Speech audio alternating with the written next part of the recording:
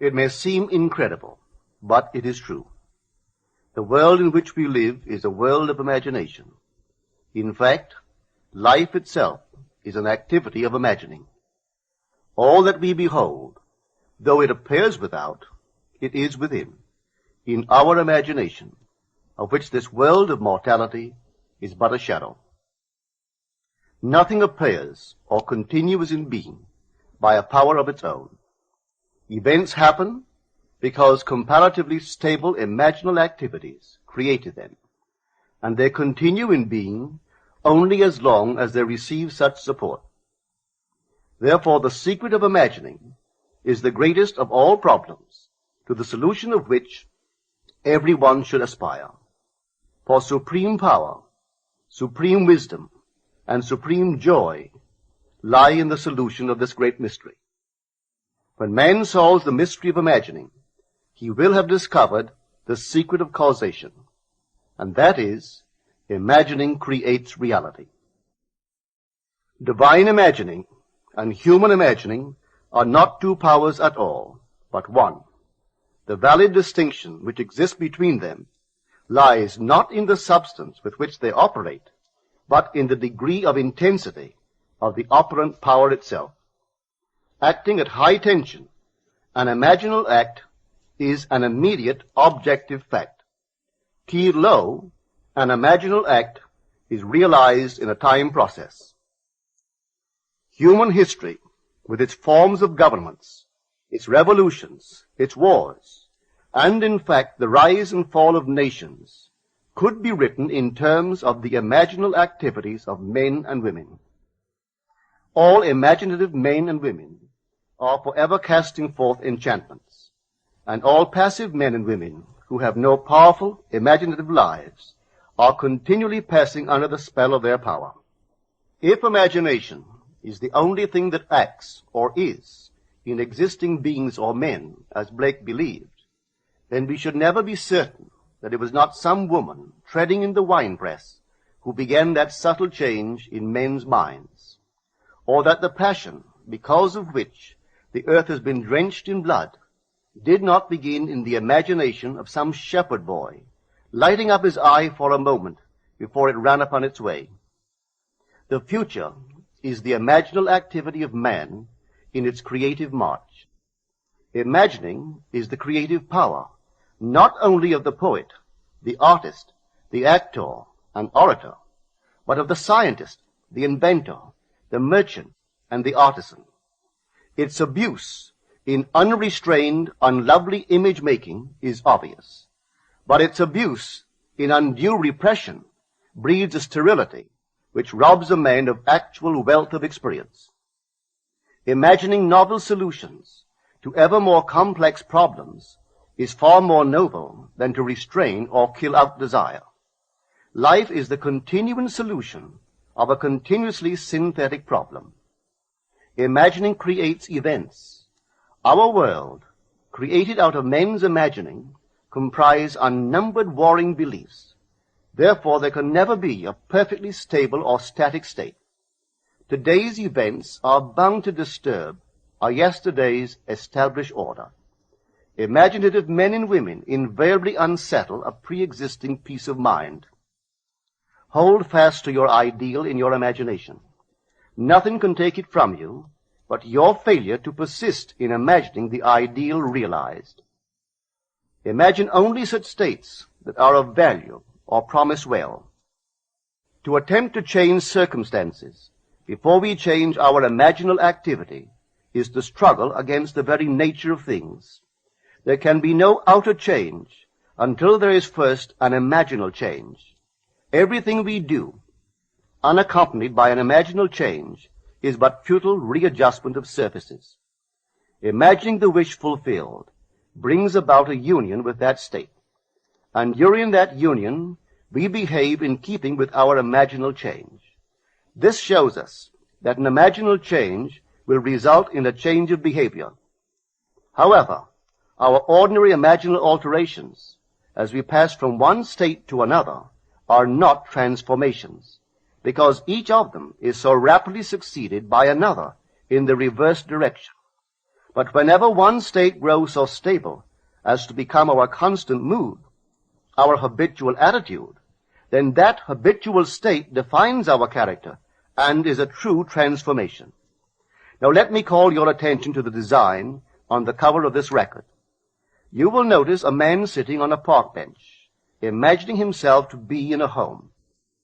This is the secret of those who lie in bed awake while they dream things true. They know how to live in their own dream house until, in fact, they do. Man, through the medium of a controlled waking dream, can predetermine his future. That imaginal activity of living in the feeling of the wish fulfilled leads man across a bridge of incident to the fulfillment of the dream. If we live in the dream, thinking from it and not of it, then the creative power of imagining will answer our adventurous fancy, and the wish fulfilled will break in upon us and take us unawares. Man is all imagination. Therefore, man must be where he is in imagination, for his imagination is himself.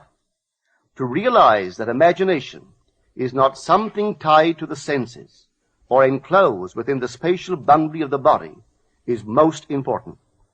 Although man moves about in space by movement of his physical body, he need not be so restricted. He can move by a change in what he is aware of. However real the scene on which sight rests, man can gaze on one never before witnessed. He can always remove the mountain if it upsets his concept of what life ought to be. This ability to mentally move from things as they are to things as they ought to be is one of the most important discoveries that man can make. It reveals man as a center of imagining, with powers of intervention which enable him to alter the course of observed events, moving from success to success through a series of mental transformations of nature, of others, and himself. How does he do it? Self-abandonment. That is the secret. He has to abandon himself mentally to his wish fulfilled, in his love for that state, and in so doing live in the new state and no more in the old state. Now we can commit ourselves to what we do not love. So the secret of self-commission is faith plus love. Faith is believing what is incredible. We commit ourselves to the feeling of the wish fulfilled, in faith that this act of self-commission will become a reality, and it will, because imagining creates reality. Imagination is both conservative and transformative. It is conservative when it builds its world from images supplied by memory and the evidence of the senses. It is creatively transformative when it imagines things as they ought to be, building its world out of the generous dreams of fancy. In the procession of images, the ones that take precedence naturally are those of the senses. Nevertheless, a present sense impression is only an image. It does not differ in nature from a memory image or the image of a wish. What makes a present sense impression so objectively real is the individual's imagination functioning in it and thinking from it, whereas in a memory image or a wish, the individual's imagination is not functioning in it and thinking from it, but is functioning out of it and thinking of it. If the individual would enter into the image in his imagination, as the design on the cover of this record suggests, then would he know what it is to be creatively transformative. Then would he realize his wish, and then he would be happy. Every image can be embodied, but unless man himself enters the image and thinks from it, it is incapable of birth.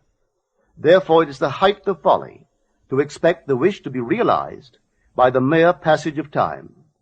That which requires imaginative occupancy to produce its effect obviously cannot be effected without such occupancy.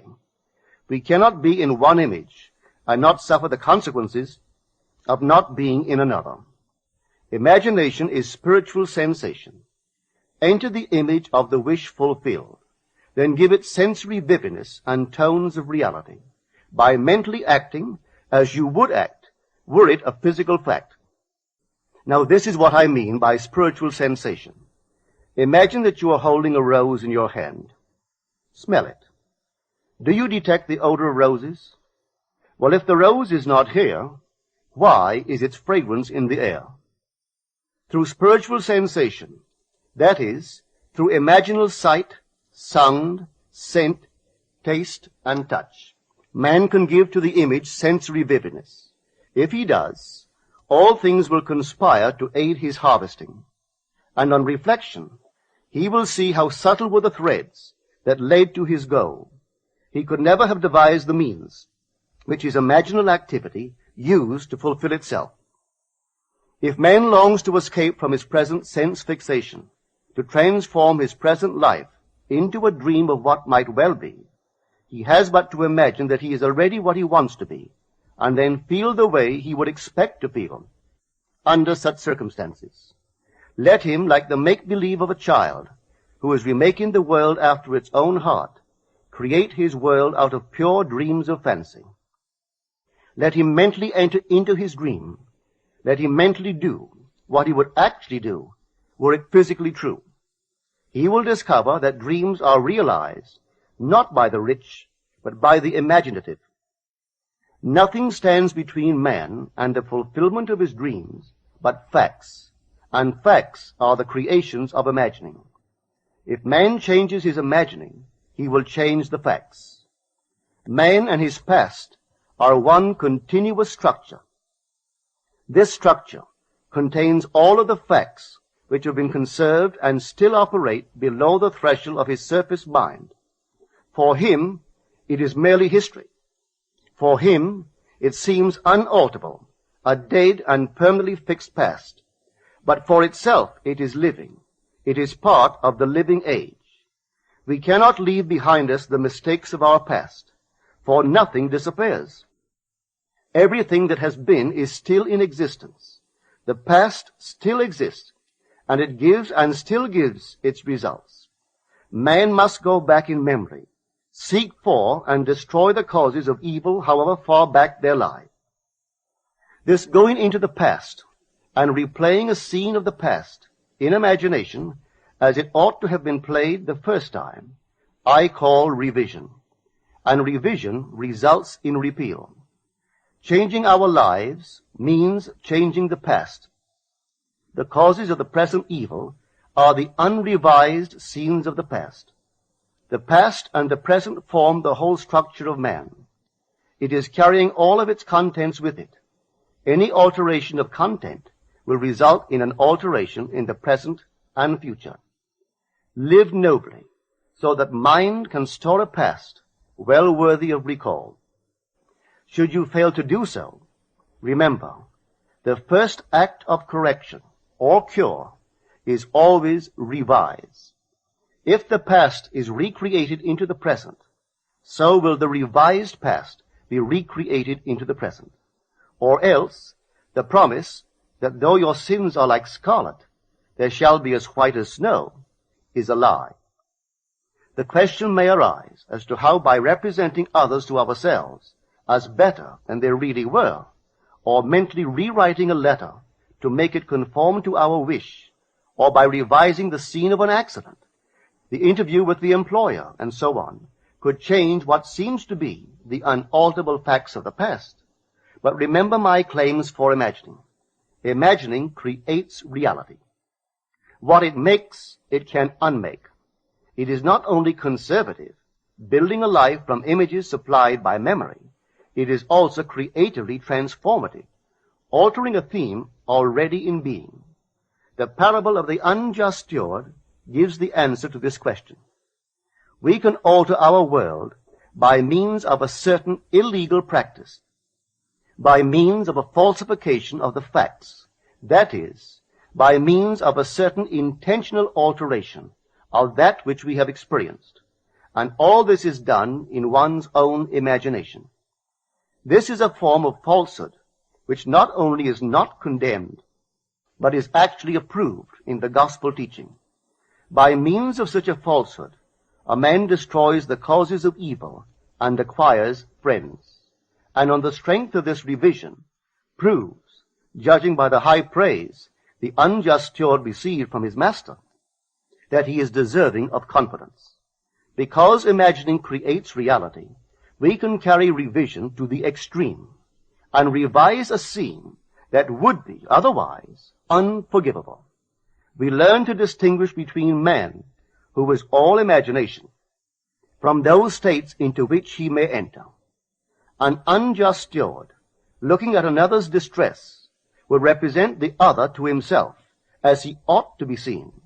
Were he himself in need, he would, like the man on the cover of this record, enter his dream house in his imagination and imagine what he would see and how things would seem and how people would act after these things should be.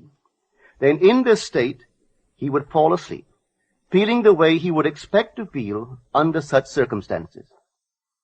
Would that all the Lord's people were unjust stewards, mentally falsifying the facts of life to deliver individuals forevermore.